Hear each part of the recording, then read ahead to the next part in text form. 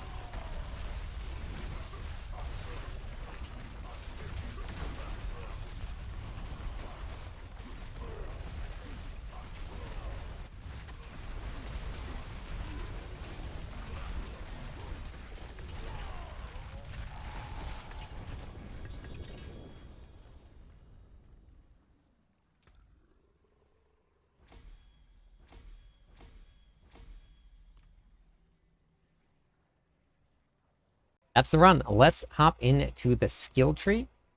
We're going to start at the top. We're going to be going 2 points into Frenzy just to unlock the next tier. We're going to be going into Whirlwind all the way down through Furious Whirlwind. This is going to be our source of bleed. We're going to put 1 point into Pressure Point so we can unlock the next tier. 1 point into Ground Stomp up through Enhanced Ground Stomp. This will be a way for us to get some Fury back and to get some stun duration here. We're going to go 3 points into Martial Vigor for some damage reduction against elite monsters. Life is always important, so going into Opposing Presence is going to give us 15%. This is going to be our source of Fortify. So going down through Rallying Cry, we're going to go to Strategic Rallying Cry. This will give us Fortify. We will be running right here for a little additional Fortify, but this is going to be our main source here because it pops up so quickly. We're going to be maxing out Warcry all the way down through Power Warcry. This is going to give us 10% increased damage while we use Warcry when there's at least 6 enemies around. Movement speed is going to be life for this build. I have been loving running very fast, so we're going to take 12% movement speed from Swiftness. 3 points into Booming Voice to increase the duration of your shouts. Then we're going to go 1 point into Raid Leader for some additional passive healing. Then we're also going to take Guttural Yell. This is going to give us some damage reduction to enemies that are affected by our shouts. Then Leap. This is going to be a source of Fury generation. So if we land and we damage one enemy, we'll get back some Fury. It's also going to be a source of Earthquakes. So anywhere we can get some additional Earthquakes, that's going to be key. Aggressive Resistance is currently bugged, so we're only going to put 1 point into this because it will not increase no matter how many points you put into it. Then we're going to go 3 points into Prolific Fury here. This is going to give us some Fury generation back as we do the runs here. We're putting together a pit running build so that you can speed farm some stuff. This is very easy to transition into just a regular clearing build, so we'll talk about that during the gameplay loop. Then we're going to go 3 points into Pit Fighter for some damage reduction and some damage to close. 3 points into Slaying Strikes. This is going to give us 15% increased damage to injured and healthy enemies. Healthy is above 80% and injured is below 35% life.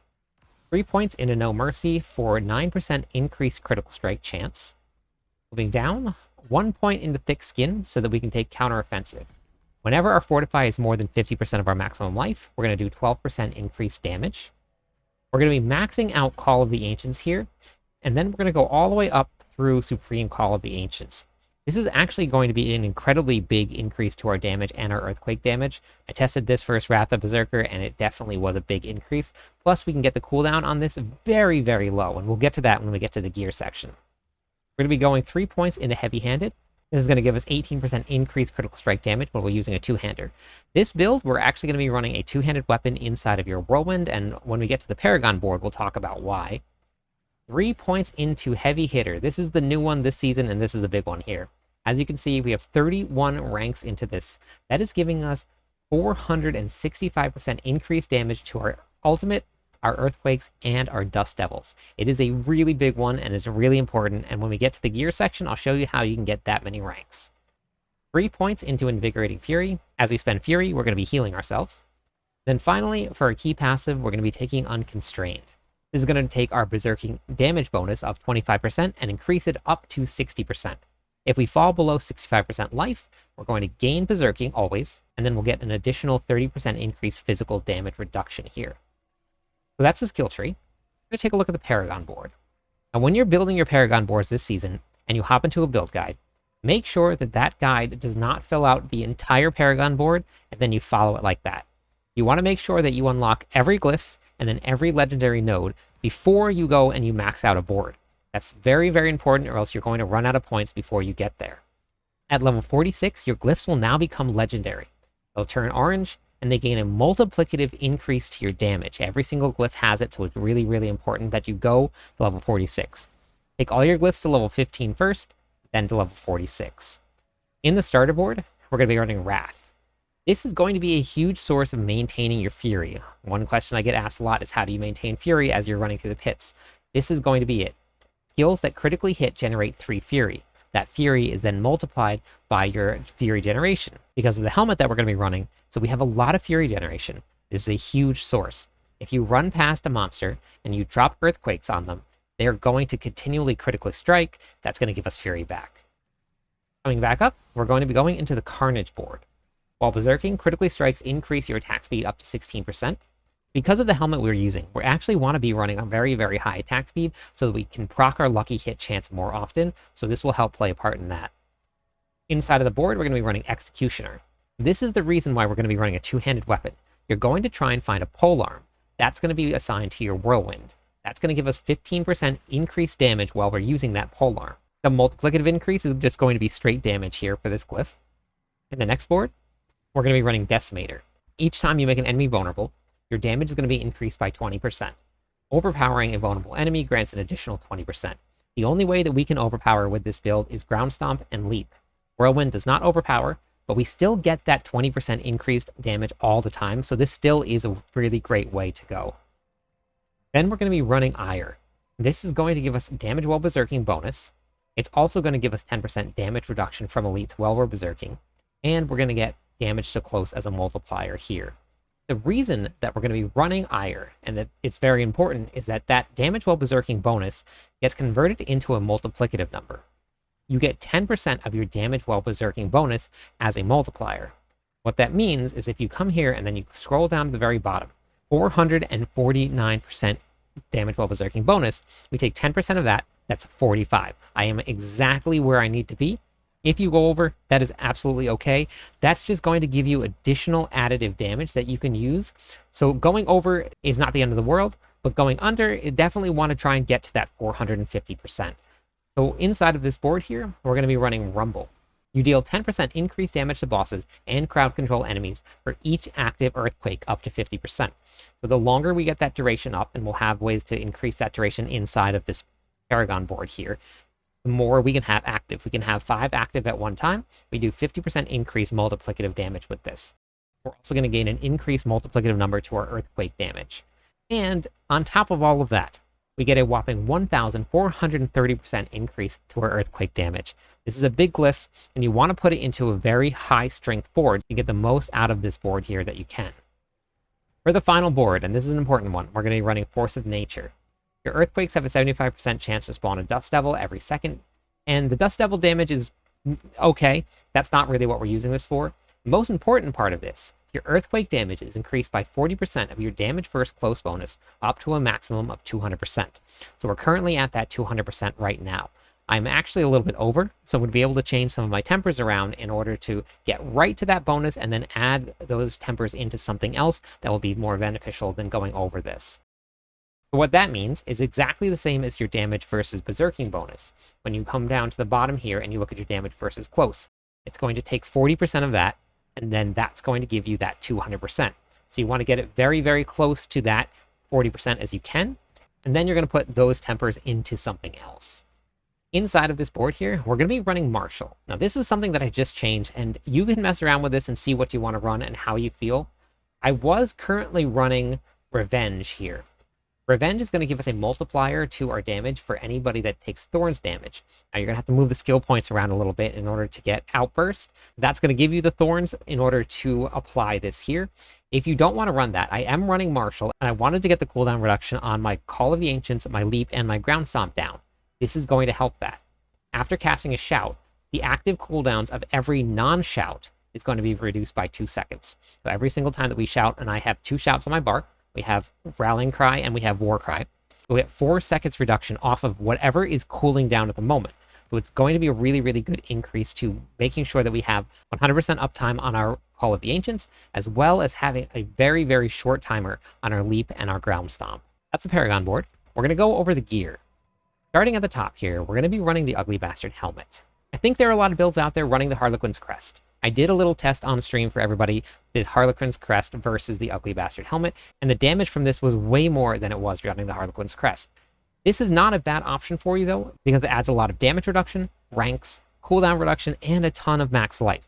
You will feel way less squishy and way more tanky running this. You will do a little bit less damage, but this is also a really good option in order to spam everything else that you have and get all of your cooldowns up at all times. So why we're running the Ugly Bastard Helmet? What is going to be happening at the bottom here is while berserking, your direct damage is converted into fire damage. Then we'll get up to 100% increased fire damage on top of that. So we take all of our damage, convert it to fire, and then run it through this massive multiplier. It's really, really big. We are going to be losing out on that affix because we're not going to be running Wrath of the Berserker, but the damage this does is definitely worth running it. The lucky hit chance, that's what we're going to be proccing. If you can find a greater affix on that and you can get a triple into it, it actually does some really, really big damage because it scales very, very well. For the chest piece, we're going to be running Mantle of Mountain's Fury, even though we're not going to be running Hodaquake.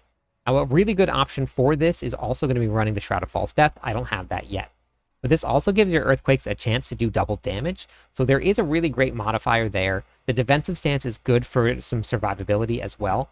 So it's really going to be up to you what you want to run and what you have for gear. But this, I've seen some really big numbers with my Earthquakes using this, so I really do like this. For the gloves, we're going to be running Fists of Fate. This is going to give that random chance for your Earthquakes to do a boatload of damage. Your attacks randomly deal up to 300% of their normal damage. For the masterworking and for the greater affixes that you want for this build, look at the planner that's in the description of this video, because the planner will have the optimal setup for you. Mine is not set up correctly. Critical strike chance is definitely going to be what you want to run. You want to get to 100% critical strike chance with this build. For the pants, we're going to be running Ariad's Bearing. This again is being used for that Call of the Ancients cooldown reduction. That's a really big one there, so we want to be running that. You also add some resistances to all elements, very important, makes it really easy to hit that cap. For the boots, we're going to be running Yen's Blessings. The reason that we're running this is because we want to be having that all stats. That's how I unlocked all of the nodes in the Paragon board. It added more life, it added more damage reduction, it also gave me some fury generation, some resistances to all, so now I am 100% capped all the time. And then randomly, we're going to cast one of the non-mobility and non-ultimate skills, which is going to be any of our shouts and our ground stomp. Randomly, one of those is going to get cast by Yen's Blessing as we cast skills. It's actually going to be really great because it's just going to be a random little perk for us as we go. For the bludgeoning weapon, we're going to be running Earthquakes. Ground Stomp creates an Earthquake that's going to damage enemies over time. While standing in the Earthquake, and for 4 seconds after, we're going to deal 108% increased damage. That can go up to 120%. Your Earthquakes are also going to deal up to 120% increased damage. For the affixes, we're going to be running Strength, Max Life, Critical Strike damage. Then for the tempers, we're going to be running damage to close unless you were way over. Then you can run Critical Strike damage, and then ranks to Heavy Hitter. This is where you're going to get all of those ranks to Heavy Hitter. Each one of your two-handed weapons can have 12, and then your one-handed weapons can have 6 if you hit a triple on all of them. For the dual-wield weapons, we're going to be running Executioner here. The top part of it, because we don't overpower very often, is not very useful for this build, but that's not what we're running it for. We're running it because your Earthquake damage is increased by 15% for every 100 strength that you have. I have a 675% increased damage, and my gear has a lot of improvements that I can make in order to get that to go higher. So that's why stacking strength is very, very important. It takes 15% of whatever your total strength is, and that's your bonus. For the affixes, we're going to be running Strength, Max Life, Critical Strike damage, not chance to heal yourself. And then for the tempers, we're going to be running Critical Strike damage and then a Heavy Hitter. For the other dual wield weapon, we're going to be running Vehemence Brawler. What this is going to do, casting an ultimate skill, increases your damage by up to 30% for 8 seconds. You're also going to gain 2 ranks to your ultimate skill. That's going to help cool down that ultimate skill a little bit. And that 8-second timer, if you look right here, we have 9.5-second cooldown on your Call of the Ancients. We're also going to be reducing that by up to 4 seconds based on our shouts. So we should have 100% uptime on your Vehemence Brawler aspect, and we are going to gain that 30% all the time.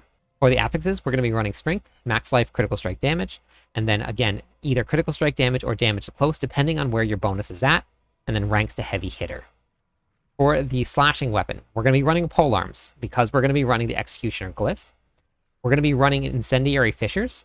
That's going to be the aspect that's going to give us up to 120% increased damage for our Earthquakes, and it's all going to be converted to fire, which is going to play right into our Ugly Bastard helmet, so it's going to be increasing that also. So it's a really, really great combination here running the two together. For the affixes, we're going to be running Strength, Max Life, Critical Strike damage, and in order to get our damage while berserking bonus to that 450%, we're going to be running damage while berserking here, and then ranks to Heavy Hitter. Now, my masterworking on all my gear isn't correct, so make sure you're following along with the planner so that you can get your masterworking to a better spot than mine is. For the ring, this was a change that I just made recently. I was running Giant Strides in order to keep the cooldown reduction of Leap a little bit lower. With running Marshal and Bold Chieftain, I'm now actually able to get Leap up faster using that combination, so this was a good change that I really, really enjoyed, but it definitely comes down to preference. If you can get your ranks to Leap on your boots and then you're comfortable running those, you have hit everything without running Yens, then you can do that too. A lot of different options for you. The guides are just how I've been running it, so you can definitely mess around with them. Bold Chieftain, what it's going to do, whenever you cast a shout skill, its active cooldown is reduced by up to 30% per nearby enemy, up to a maximum of 70%. So we can reduce the cooldown of our shouts by up to 70%, depending on how many enemies are around you. So whenever you use your shouts, depending on where your Bold Chieftain is, you want to make sure that you have enough enemies around you so that you gain that 70%, you get the most out of your cooldown. For the affixes here, we're going to be running Strength, Max Life, and I want to be running Critical Strike Chance. If you want to replace that Max Life with Critical Strike Chance because you do feel tanky enough, that is absolutely 100% the way to go. But currently, we're only running 67% increased Critical Strike Chance. We got to get that a little bit higher. That's going to come through Tempering and through Masterworking. For the Tempers, we're going to be running Call of the Ancients cooldown reduction, and then we're going to be running Damage to Close in order to get that 200% for the Force of Nature board. For the next ring, we're going to be running the Ring of Starless Sky. Spending your primary resources reduces the resource cost of your skills and increases your damage by up to 50%. Our skills are going to cost 50% less, and our damage is going to be increased by that 50%. We want to be running Critical Strike Chance on this as a GA. That would be amazing, but we still have some farming to do. For the Amulet, we're going to be running Volcathos. Leap is going to create an Earthquake. While standing in that Earthquake, and for 4 seconds after, we're going to get 30% increased damage reduction. Really, really big source of damage reduction for us. And our Earthquakes are also going to deal up to 90% increased damage. Now for the gem, I've been able to craft myself 2 out of the 3 legendary occult gems. The ones that I currently am running is I'm going to be running Hungering Void. That's going to pull enemies every 8 seconds while I have an aura. The aura is what is glowing around me right now, so that's going to be active all the time. We're also going to be running Friend of the Bog. You gain 8% primary core stats, which is our strength, 10% increased maximum life, and you're going to be unhindered, which means that you can just run right through enemies. You don't have to worry about going around them. And then for the final one, we're going to be running Duststone. For each of the auras and hexes an enemy is affected by, they take 2% increased damage from you.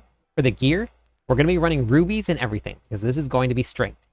It's going to be a slow process in order to get yourself all of your royal gems, because the drop rate was changed on gems, but it actually gives us something to grind for, so I actually kind of really like the way that they did the change. In your 2 one-handed weapons, we're going to be running emeralds. Those are going to be increased critical strike damage. And now for the runes. Now this is going to change depending on what you're doing. This is always the biggest source of questions that everybody has for me. We're going to be running Igni Tech. We're going to be using this for pit runs. For Igni, stores offering every 0.3 seconds. Cast a non-basic skill to gain those stored offerings. Any of our skills is going to be a non-basic skill. While you're running through the pits with this build, you're going to be tapping the whirlwind button. As you tap the whirlwind button, that's going to cast a non-basic skill. That's going to give us the offerings, and that will proc the tech rune. That's what gives us the earthquakes. If you're going to be running out in the open world, this is where it's going to change a little bit. We're going to be running the Bach rune. But with Bach, now as you're moving every 5 meters, that's going to spawn an earthquake. The earthquakes hit so hard that you don't actually need to cast anything, and you don't need to cast whirlwind at all when you're outside of the pits. You just run past the monster, drop an earthquake on them, and they all die. So you're going to be swapping back and forth between the 2 runes. If you've never done this before and you're brand new to the game, you don't have to go to the jeweler to do it. You can simply pick this up and put it in right here, and now you have swapped your runes. It's a very, very quick way in order to do that. So you just pick this up, swap it. This is going to be your pit runs, running Igni, and then out in the open world, we're going to be running Bach. As you're going through and you want to drop your earthquakes while running, that's the swap you're going to make. The other one, for now, this is what I'm running at the moment until I get my critical strike chance up to 100%.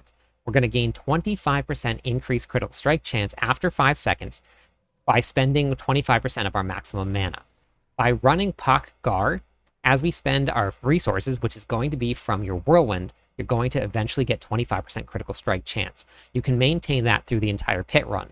When you're outside of the pit, it doesn't really matter too much because the damage is so high that you won't need to worry about your critical strike chance. The normal damage from your earthquakes will kill everything. But these are going to be your rune combinations. If you do not have either Igni or Bach, then you can run Pak with your tech rune that will still proc your earthquakes, but you still will have to worry about resource management then a lot more than any of the other builds. For the weapon expertise, what we're going to be running is we're going to be running two-handed axe expertise. This is going to give us 10% increased multiplicative damage to vulnerable enemies, This happens all the time. You don't have to have an axe equipped. You can have your polearms equipped, but we still gain this bonus. That's the benefit of having your expertise done. Or the mercenaries. This one is up in the air for me. Right now, we're running right here. Right here it also does a charge, and it knocks everything back. That is actually very detrimental to running a build because you want everything to group up on your earthquakes. So I may be swapping this to Suo, but for now, we're going to be running right here. It's a great source of defense for you. It's also going to add some fortify in. We're also going to gain some damage reduction from right here taunting. So as he taunts, we're going to gain 5% damage reduction for each target taunted up to 20%. We also gain 15% increased multiplicative damage for the enemies that right here taunts. Definitely not a bad option to be having. For the opportunity, we're going to be running Variana, and we're going to be running Bloodthirst. Whenever this procs, we're going to proc it off our Whirlwind. We're going to get 10% increased damage. Now, let's talk about the gameplay loop. How this is going to work, and we'll go over the couple different options here for you. We're going to start with the Igni rune, so you can see exactly how this plays. Remember, when we were talking about this, we want to get our Fury up, and then you want to tap your Whirlwind button. So if you watch the Whirlwind button, we're constantly tapping it here, and that's spawning our Earthquakes. If we don't tap it, and we just run around, we have nothing that procs. If you do cast a Shout, that procs an Earthquake, because that's a non-basic skill. So as you're going through, you just tap your Whirlwind button, you use Call of the Ancients, and then that's going to do all of the damage for you. Pop all of them at one time if you're not having any Fury issues, but as you can see, we have a lot of cooldown every time that we use our Shouts. All of our stuff is coming back up very, very quickly. You have 100% uptime on your Call of the Ancients, and then your Ground Stomp comes up very fast. Now for your Bach runes. We'll show you exactly how this Bach rune works also. We're going to swap the Bach rune in here, and then when you just run, you're going to just start spawning your Earthquakes. You don't have to cast anything at all. This is how I do bosses on Torment. You drop a whole bunch of Earthquakes, you spawn the boss dies as soon as he hits the ground. Now, you can use your abilities here, but if you're going to be worrying about your Whirlwind, then as long as there's a lot of enemies around, you won't have any issues because you'll have enough Fury generation in order to keep that going. This is still going to be proccing your Earthquakes because we're still going to be moving, but if you are not anywhere near any monsters and you're using Whirlwind, you run out of Fury. That's what you save your Ground Stomp for, and then you can proc Ground Stomp and then start casting again. So that's going to be your gameplay loop. Play how you feel and how you like it. Test it out a little bit. It's really, really fun build to play. It hits really hard, and you do not need even a single unique in order to get the build up and running. Hopefully this helped answer a lot of the questions that people have been having about this build. The last thing I want to talk about is the incense that you're going to be running, because this is also important too, especially when you get started. You want to be running Soothing Spices, Redimine Buzz, Ancient Times, and then you can go based on how you're feeling. If you're having a ton of Fury issues, Elixir of Resourcefulness. If you want some more attack speed to proc that lucky hit chance, you can run Elixir of Advantage. For me, I generally run with your Fortitude here in order to get some more max life, in order to make myself feel a little bit less squishy, and then I can just not worry about dying at all, and I just go headlong into everything. But that's it. That's the build. That's all I got for you. Let me know in the comments what you think of the build, and if you have any questions. I am live every night. I would love it if you stopped by, said hi, Theory Crafted with me. Catch you on the clip side.